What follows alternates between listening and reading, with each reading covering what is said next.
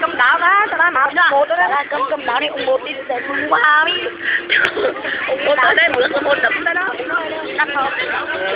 Quay lên để đưa đi chơi chưa?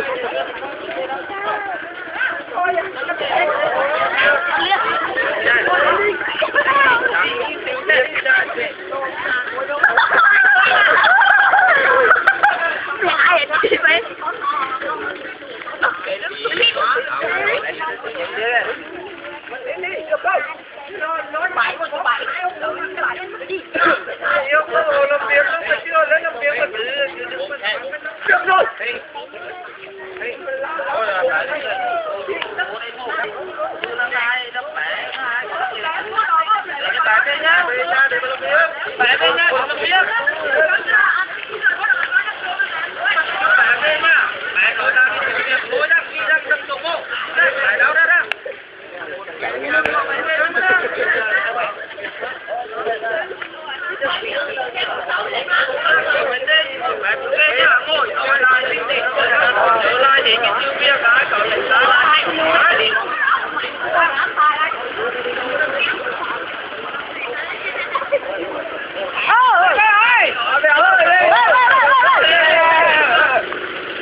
Đi ra một đạp thì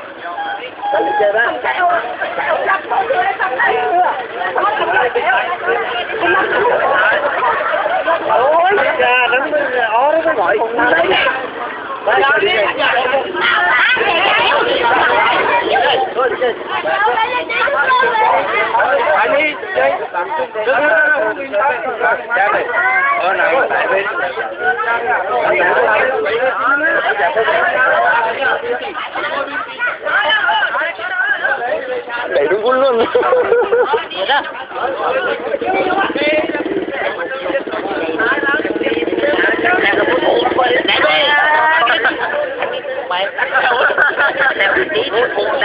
Cô tao thù lên lên